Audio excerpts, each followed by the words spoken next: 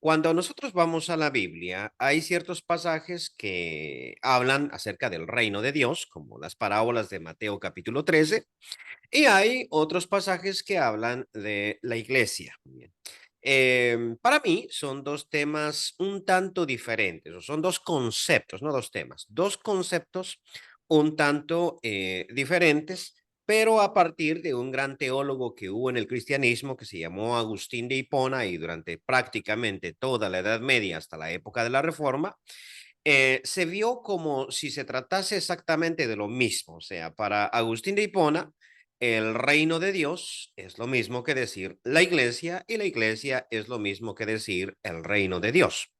Y por eso la interpretación clásica de las parábolas que aparecen en Mateo capítulo 13 y más tempranito una hermana estaba haciendo una pregunta sobre una parábola también de Mateo que no aparece en el capítulo 13, pero que en efecto habla del reino. Y esto lleva también a la idea de que una vez terminado el capítulo 13 vamos a tocar las otras parábolas que están ahí, no las que hablen de otros temas, sino específicamente las que hablen del reino de Dios para ir clarificando un poquito más este tema. Pues en fin, entonces en la interpretación tradicional, cuando se oye del reino de Dios, automáticamente se piensa en iglesia.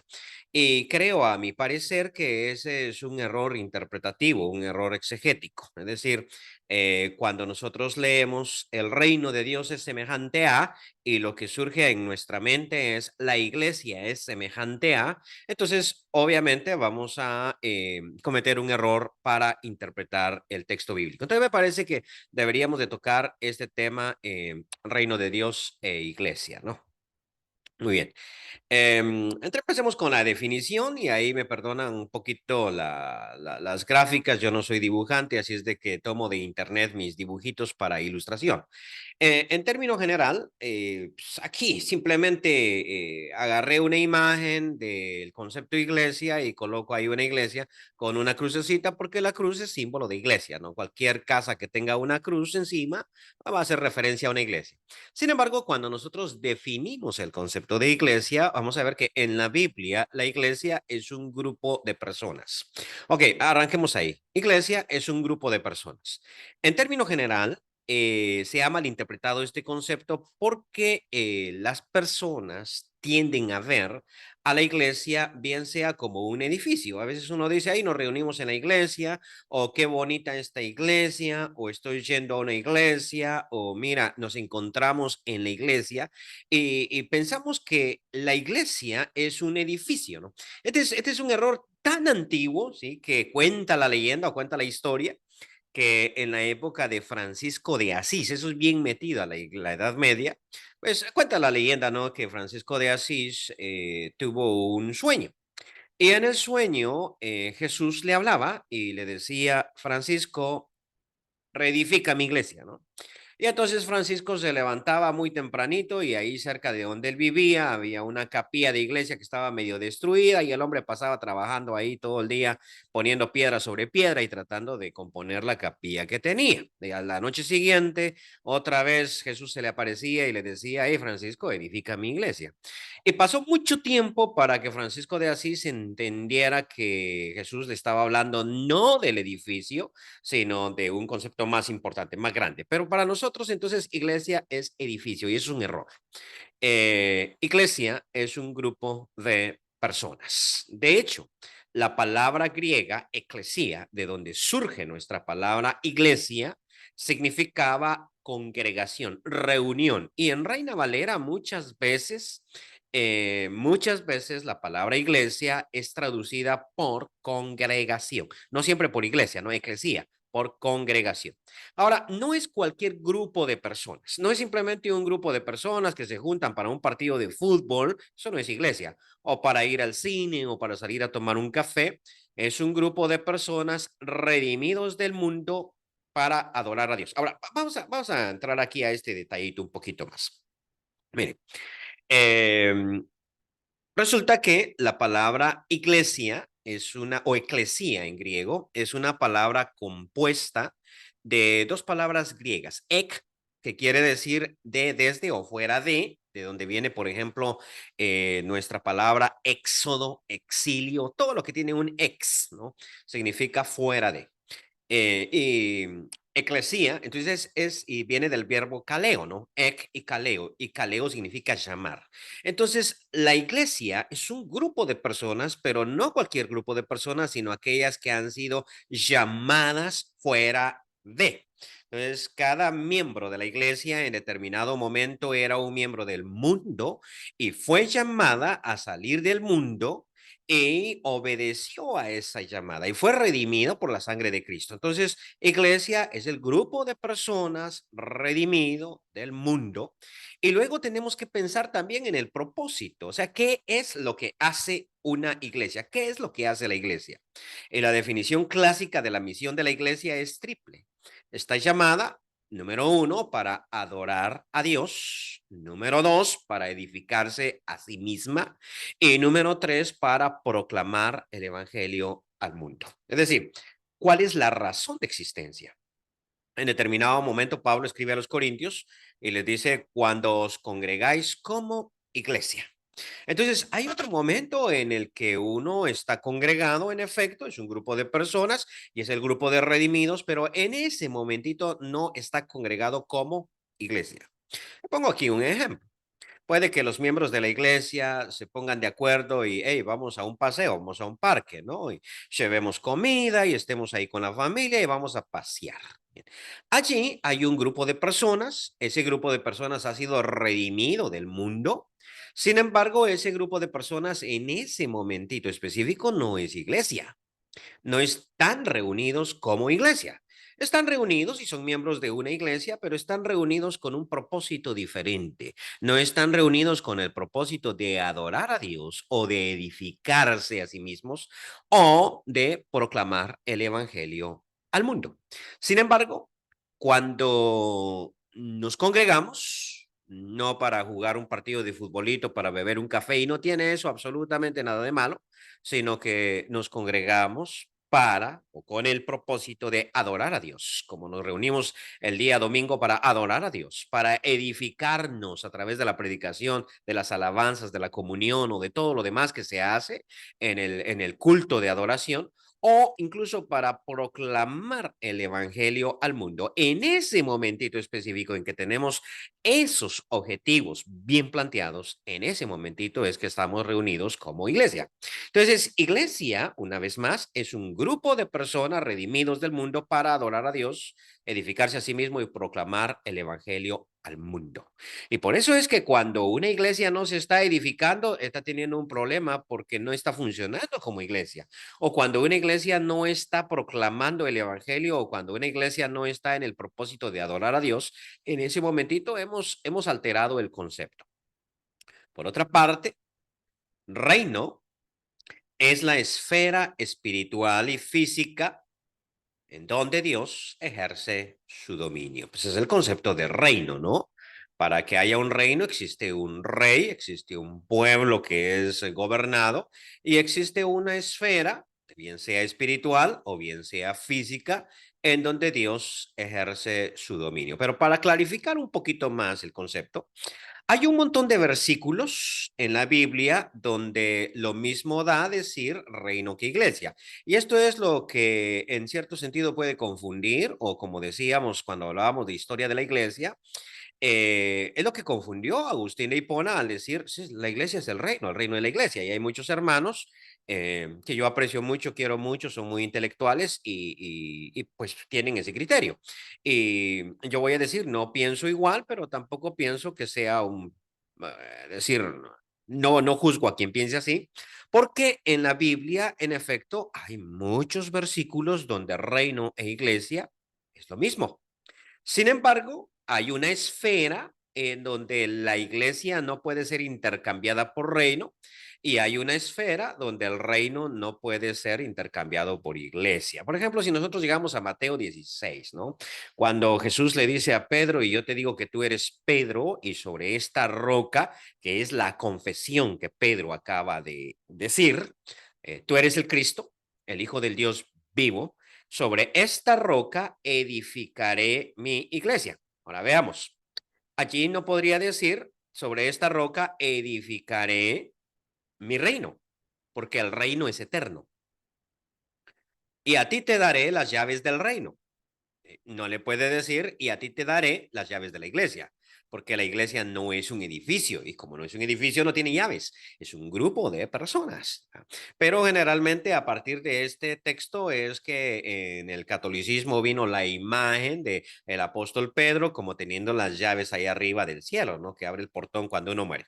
Bueno, entonces cuando ya vemos nosotros reino e iglesia, tenemos que contrastar el concepto. Y aquí he colocado dos simples diferencias entre un concepto y el otro. La primera es que la iglesia tiene un origen. De hecho, en Mateo capítulo 16, Jesús se aparta a Cesarea de Filipos con sus apóstoles. Y allá en la soledad de las piedras, las rocas, porque es un lugar muy bonito, lleno de rocas y de pastos, ¿no? En la soledad de ese lugar, porque no era tampoco un territorio judío como tal o del reino de Israel, sino que pertenecía más a los gentiles, les hace la pregunta a sus discípulos, ¿quién dicen los hombres que es el Hijo del Hombre? ¿O quién dicen las personas que soy yo? Y los apóstoles empiezan a decir, pues unos dicen que eres Juan el Bautista, o Jeremías, o otro de los profetas, ¿no? Y Jesús los confronta a ellos. Bueno, lo que la gente opine de mí es irrelevante. ¿Ustedes quién dicen que soy yo? Y Pedro, siendo inspirado por el Espíritu Santo en ese momentito, porque Jesús le dice esto no te lo reveló carne ni sangre, le dice, tú eres el Cristo, el Hijo del Dios viviente. En ese momentito Jesús le dice, bienaventurado eres, Simón, hijo de Jonás, porque esto no te lo reveló carne ni sangre, sino mi Padre que está en los cielos. Y yo te digo que tú eres Pedro, Petros. En griego significa piedra, ¿no? De ahí viene la palabra Pedro, ¿no? Tú eres Petros, el Evangelio de Mateo. Y sobre esta Petra, que es el concepto de la piedra grande, edificaré mi iglesia. ¿A qué se refería con Petra? Bueno, lo más probable, aunque aquí hay una triple interpretación, la Iglesia Católica siempre consideró que la piedra o la Petra era Pedro, pero eso no compagina con los términos griegos que utiliza Mateo. Dentro del protestantismo surgieron las dos opciones, que la piedra era Jesús, por el versículo que aparece ahí a continuación, escrito en la presentación, 1 Corintios 3:10. Y lo más probable es que no se refiera ni a Pedro ni a Jesús como esa roca, como esa peña, sino a la confesión que Pedro acaba de hacer. Tú eres el Cristo. Y sobre esa afirmación, la iglesia iba a ser edificada. El punto que estoy marcando aquí, y no tanto la interpretación, en otro momentito que hablemos de ese pasaje, si eso se da, podríamos explicarlo más a profundidad, pero el punto mío en este momentito es simplemente decir que la iglesia se presenta en futuro. O sea, Jesús habla de la edificación de la iglesia no en presente, sino en futuro. Dice, sobre esta roca edificaré en futuro mi iglesia. Eso quiere decir que la iglesia no existía como tal en ese momento, porque recordemos nuestra definición de iglesia. Grupo de personas redimidas. Ellos no habían sido redimidos todavía porque somos redimidos con la sangre del Cordero. Jesús no había muerto por la iglesia. Entonces no había sido todavía redimida y no cumplían el propósito triple que aparece allí. Sobre esta roca edificaré mi iglesia. O incluso cito también 1 Corintios 3:10, donde Pablo habla de él como perito arquitecto que puso el fundamento y nadie puede poner un fundamento, otro fundamento que el que está puesto, el cual, dice él, es Jesucristo. Jesucristo como Señor. Jesucristo como Señor. Y además de eso tendrá un final.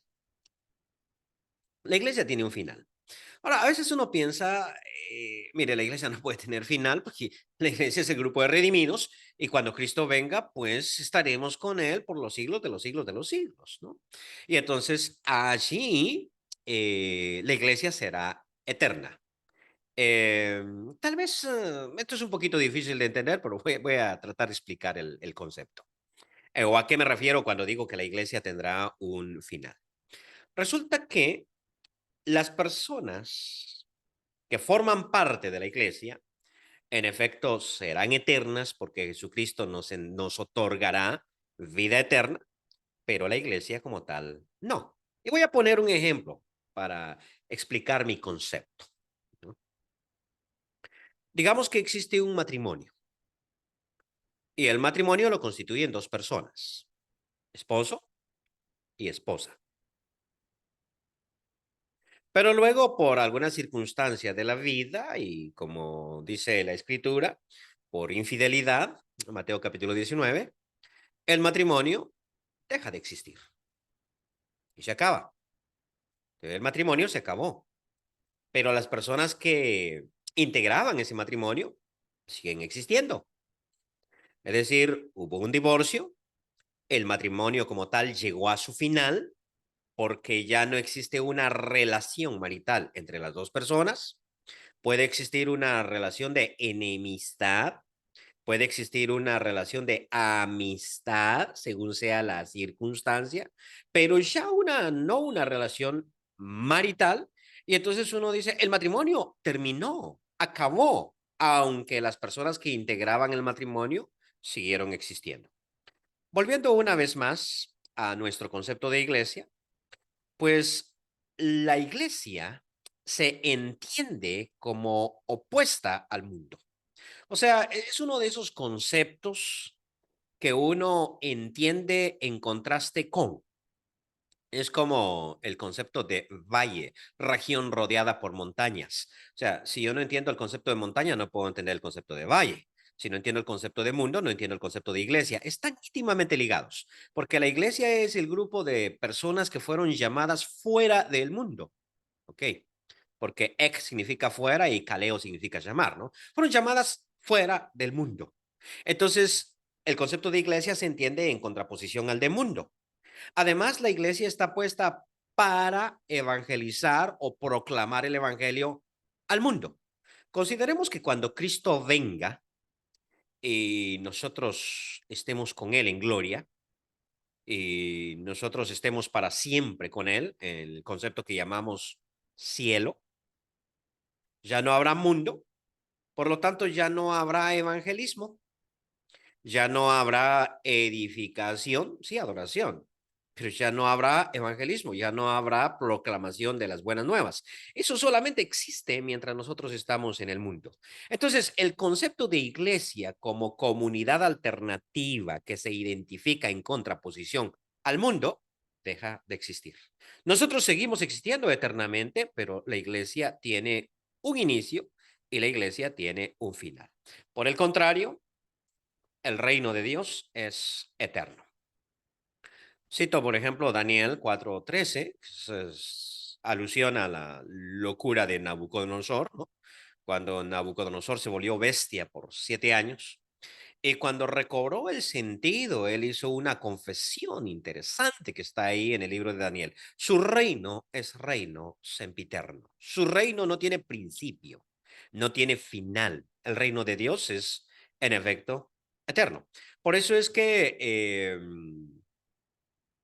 cuando nosotros entramos o a la segunda diferencia es que el reino era la predicación de Jesús. Veamos, por ejemplo, que cuando Jesús predicaba, recorría todo Galilea, dice Mateo 4:17, recorría Galilea predicando y el contenido resumido de su predicación no es que Jesús repetía la misma frase, sino que los evangelistas resumen el mensaje que él daba en una sola frase. El reino de Dios se ha acercado. O sea, el reino de Dios era eterno, pero Jesús decía, se ha acercado. Sin embargo, cuando hablaba de la iglesia todavía no estaba. Sobre esta roca edificaré mi iglesia. Pero nunca dijo sobre esta roca edificaré mi reino, porque el reino era eterno. Simplemente se había acercado. El reino es entonces el objeto de la predicación de Jesús. Jesús cuando predicaba, no se predicaba a sí mismo, no decía, hey, yo soy hijo de Dios, esa fue una conclusión a la cual llegaron sus discípulos, pero él nunca hizo esa afirmación, sino que simplemente predicaba el reino de los cielos en la versión de Mateo o el reino de Dios en la versión de Marcos y Lucas se ha acercado. La iglesia es el resultado positivo de la predicación de Jesús. Es decir, las personas que escucharon esa predicación y obedecieron al llamado que Jesús les estaba haciendo. Vamos a entrar un poquito más a reino, el concepto de reino, tal vez. Aquí presento y bueno, las imágenes no me permiten hacer esta, voy a disminuir a las personas para que se mire un poquito más la gráfica. Reino de Dios. Características de este reino. Número uno es eterno. Daniel 4:13. Su reino es eterno, de generación en generación. Reino sempiterno. Dios siempre ha sido rey y siempre ha gobernado y siempre gobernará. Sin embargo, al mismo tiempo, existe también otro reino, si le pudiéramos llamar así, que no es eterno y por lo tanto lo pongo de más pequeño abajo. Hebreos 2:14 me habla a mí de que Dios no socorrió a los ángeles, socorrió a la descendencia de Abraham, y por cuanto esa descendencia de Abraham, es decir, nosotros, los que creemos, estábamos hechos de carne y de sangre, él también participó de lo mismo, dice el texto, para destruir por medio de la muerte al que tenía el imperio de la muerte. Entonces, ese es un concepto bien interesante, ¿no? Porque imperio, o sea, ¿qué es imperio? Imperio hace alusión a un reino. De hecho, los romanos llamaban emperador al comandante supremo del ejército.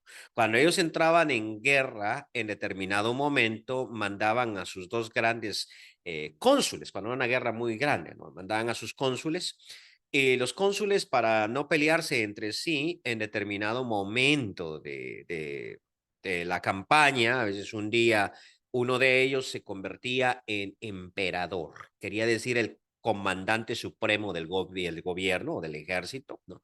Y luego cuando ya Roma vino a ser un gran nación, tuvo un gran dominio, al dominio de Roma se le empezó a llamar imperio. Pues lo curioso es que Hebreos me dice a mí que hay un imperio de la muerte, así como hay un reino de la vida, que es el reino de Dios, existe un imperio de la muerte que fue establecido cuando Adán cayó, porque Dios le dijo el día que comas de ese fruto ciertamente morirás, entonces la muerte ingresa y ahí ingresa ese imperio. Además, se convierte en un reino que conduce hacia muerte y por eso el autor a los hebreos los llama imperio de la muerte y coloca también a un emperador o a un comandante supremo al que Hebreos llama el diablo. Entonces Jesucristo vino para destruir por medio de la muerte al que tenía el imperio de la muerte. Cuando Jesús entonces predicaba, ¿no? Él decía, el reino de los cielos se ha acercado. Y a lo que hacía alusión él es a que ese reino eterno, ese reino donde Dios tiene dominio, había hecho contacto a través de su persona con este mundo. Antes de Jesús, quien gobernaba era Satanás. Tenía su imperio, el imperio de la muerte. Pero cuando Jesús se encarna en el vientre de María, en ese momentito el reino de Dios se acerca. Y parte de la predicación de Juan el Bautista era precisamente eso. El reino de los cielos se acerca. Y entonces las personas tenían que arrepentirse de sus malas obras para venir al encuentro de ese reino. Jesús también predicaba lo mismo. El reino de los cielos se ha acercado. Entonces las personas tenían que arrepentirse ante el contacto que iba a haber con ese tipo de reino, cambiar su estilo de vida. O, por ejemplo, Colosenses 1:13, que habla de cómo Jesús nos trasladó del dominio de las tinieblas, ahí no lo llama reino, lo llama dominio, lo llama poder de las tinieblas, imperio lo llama Hebreos, pues Pablo ahí en Colosenses 1:13 lo llama dominio, y nos trasladó al reino de su amado Hijo. Entonces, en el tiempo presente, por decirlo así, existen dos reinos o dos dominios de carácter espiritual. Existe por una parte el reino de Dios, su dominio espiritual, y existe el dominio del diablo, el imperio de la muerte, y su dominio espiritual sobre todas aquellas personas que viven de manera perdida. Aquí no importa tanto si uno cree o no cree, sino uno obedece a su creencia o al evangelio o no. En el mundo, por lo tanto, hay dos tipos de personas: los que pertenecen al reino de los cielos, es decir, quienes se someten a la voluntad soberana de Dios, y quienes no se someten a esa voluntad soberana. A veces uno puede pensar que hay personas que son neutrales, pero realmente a mí me gusta bastante ser polarizado en estos temas, o como dicen los filósofos, ser maniqueísta, ¿no? Es decir, si uno no está con Dios, uno está en contra. Jesús lo dijo: el que conmigo no recoge, desparrama. O nosotros no podemos ser amigos del mundo y ser amigos del Dios al mismo tiempo. La escritura dice que el que se hace amigo del mundo se constituye en enemigo de Dios. Si yo no obedezco al evangelio y si yo no soy parte del reino de Dios, entonces soy parte del dominio de las tinieblas, soy parte del imperio de la muerte. No me queda otra opción. Pero por el momento entonces, y desde que Jesús resucitó y ascendió a los cielos hasta el día de hoy, existen dos grandes dominios en este mundo, o dos grandes poderes que combaten y pelean el uno contra el otro. ¿Qué esperamos nosotros de escatología?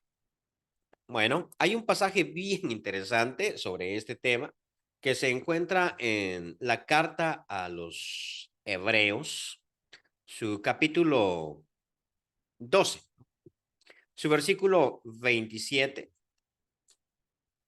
al 29, que dice: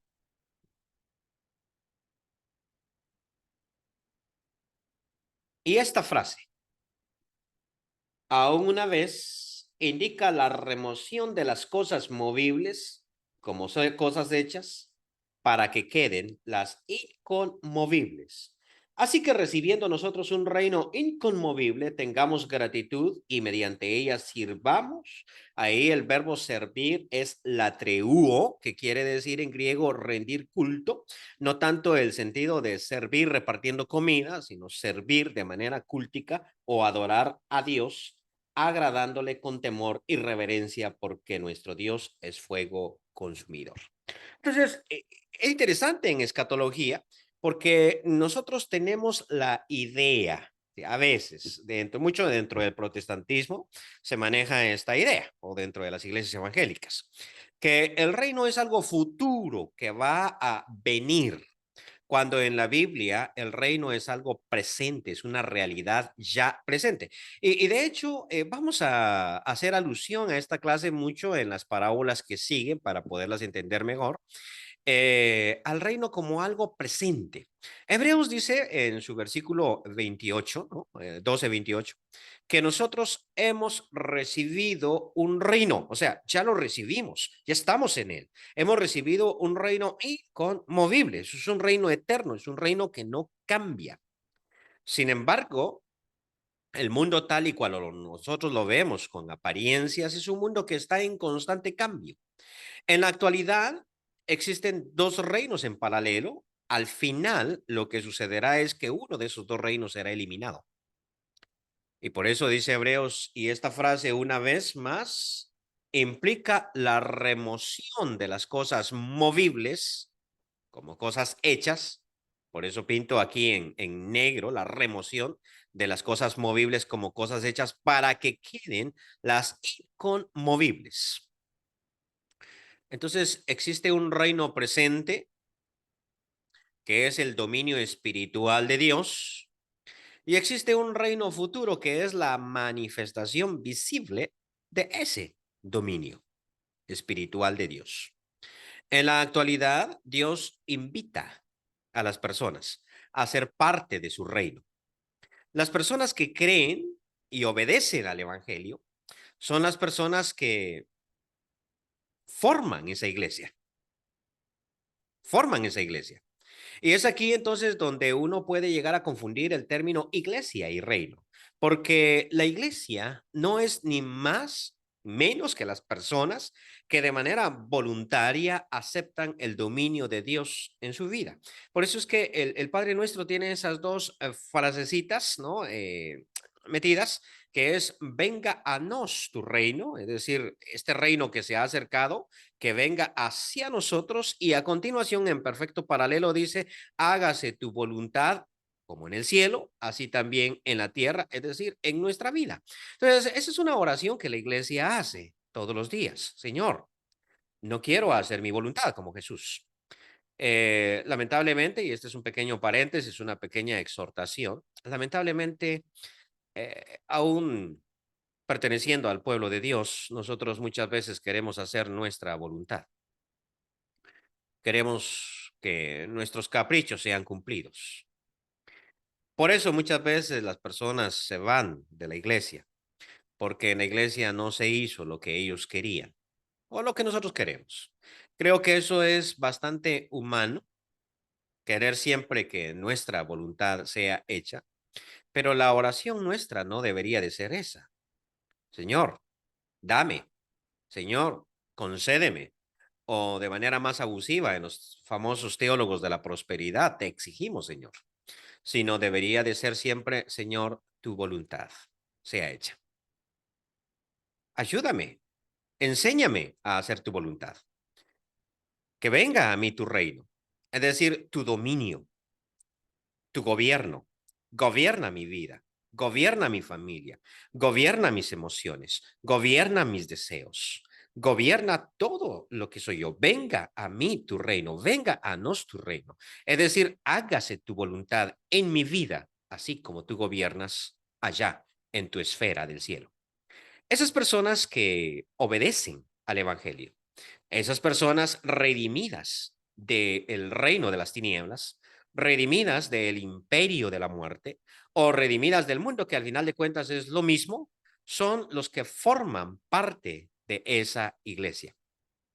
De hecho, primero a los Corintios, cito ahí primero a los Corintios 10:10, lo cito porque en ese capítulo 10, el apóstol Pablo hace un recordatorio de lo que el pueblo de Israel experimentó en el desierto. Y precisamente el problema que tienen los corintios es el problema que tiene este grupo que predica salvos siempre salvos, ¿no? Es decir, no hay ningún problema y podemos hacer lo que nosotros querramos, que al final de cuentas no hay consecuencias eternas de nuestras acciones. Los corintios tenían ese tipo de teología, salvo siempre salvo, y la salvación no es algo que se pierde, ¿no? Y entonces el apóstol Pablo escribe ese capítulo preciso del capítulo 10 a los Corintios para recordarles eso, porque no quiero, versículo 1, empiezo a leer, no quiero, hermanos, que ignoréis que nuestros padres todos estuvieron bajo la nube y todos pasaron el mar, y todos en Moisés fueron bautizados en la nube y el mar. ¿Ok? O sea, ellos fueron bautizados al igual que nosotros, lo que Pablo está diciendo. Y todos comieron el mismo alimento espiritual y todos bebieron la misma bebida espiritual porque bebían de la roca espiritual que los seguía y la roca era Cristo. Dicho de otra manera, no creas que porque estás bautizado y porque participas de la cena del Señor ya estás bien. Esa es la idea, ¿no? Entonces, porque ellos fueron bautizados en Moisés, en la nube, y bebieron la misma bebida espiritual, que bebían el agua de la roca, y comieron el mismo pan espiritual, el maná que caía.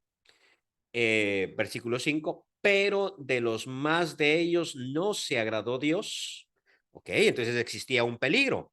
Es decir, ellos habían bebido la comida, bebido la bebida espiritual, comido la comida espiritual, fueron bautizados en la nube y en Moisés, y sin embargo no se agradó de ellos el Señor porque sus acciones no eran dignas de arrepentimiento. Por lo cual dice el versículo 5, quedaron postrados en el desierto. Mas estas cosas sucedieron como ejemplos, que es el versículo, para nosotros, para que no codiciemos cosas malas como ellos codiciaron. Este versículo, perdón, no lo tenía preparado así. Bueno, uno nunca da la clase exactamente como la prepara. Pero quiero hacer un comentario sencillo sobre este versículo. Resulta que este versículo sale de cuando el pueblo de Israel deseó carne. A veces nosotros no estamos contentos con lo que tenemos en el plato de comida. Es que solo tengo frijolitos. Qué triste es mi vida. Pues los hebreos solo tenían maná. Y en determinado momento ellos dijeron, ese pan es muy liviano, no lo queremos. Estamos hartos de comer maná. Queremos carne. Algo que para nosotros sería como muy normal hoy en día. O sea, te quejas por la comida. Bueno, cuando yo era niño siempre me quejaba por la comida, ¿no? Y sin embargo dice, más estas cosas sucedieron como ejemplos para nosotros para que no codiciemos cosas malas como ellos codiciaron. Ni seáis idólatras como algunos de ellos, según está escrito, se sentó el pueblo a comer y a beber y se levantó a jugar, ni forniquemos como algunos de ellos fornicaron y cayeron en un día 23,000, ni tentemos al Señor como también algunos de ellos le tentaron y perecieron por las serpientes, ni murmuremos como algunos de ellos murmuraron y perecieron por el destructor. Y estas cosas, y este es el versículo que escribo aquí o que cito, les acontecieron como ejemplo y están escritas para amonestarnos a nosotros, a quienes han alcanzado los fines de los siglos. Ahora, ¿qué son los fines de los siglos?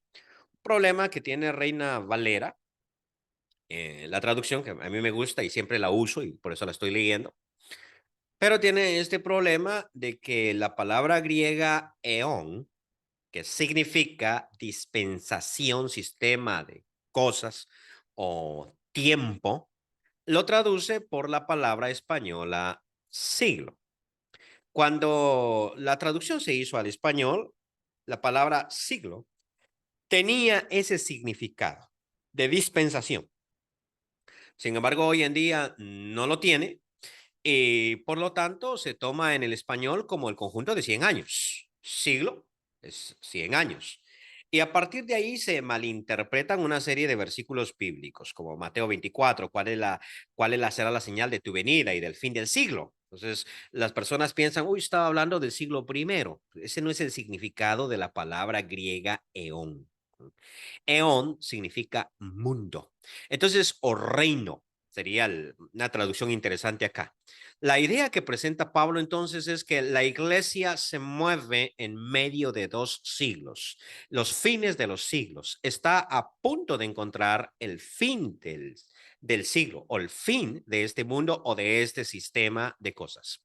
Entonces, el reino de Dios, y resumiendo, siempre ha existido porque es eterno. Porque Dios siempre ha existido, siempre ha reinado, es eterno, no tiene principio. A partir del pecado de Adán se instituyó un reino en este mundo, lo que se llama, según Hebreos 2:14, el imperio de la muerte. Y Jesús con su venida y su muerte acercó el reino hacia este mundo. El reino está en este mundo y está presente, y esa es la predicación de Jesús. El reino de los cielos se ha acercado. Y sería la predicación de la iglesia, ¿no? El reino está presente. Crean, por lo tanto, al evangelio. Pero mientras está en este mundo, y esto lo vamos a ver en las clases subsiguientes, el reino está oculto. O en la clase anterior que teníamos, veíamos que el reino de los cielos es semejante a una mujer que tomó la levadura y la escondió. O sea, el reino está oculto, está escondido. O decía Jesús, es como la semilla de la mostaza que es pequeña e insignificante, la cual un hombre enterró en el campo, ¿no? Está oculta, no se ve, pero más adelante estará visible. Entonces hay dos momentos del reino. El momento presente en que es el dominio espiritual de Dios y el momento futuro en que ese dominio se hará claramente visible. Y Hebreos lo presenta de esa manera. Una vez más, significa, como veré no solamente la tierra, sino también los cielos, significa la remoción de las cosas hechas como cosas movibles para que queden las inconmovibles. Y a continuación dice, nosotros hemos recibido un reino inconmovible, un reino que no cambia, un reino que es eterno. Y lo que nosotros estamos esperando entonces no es la venida del reino, sino la manifestación de ese reino que ya está presente, al cual los que hemos entregado nuestra vida a Dios hemos obedecido.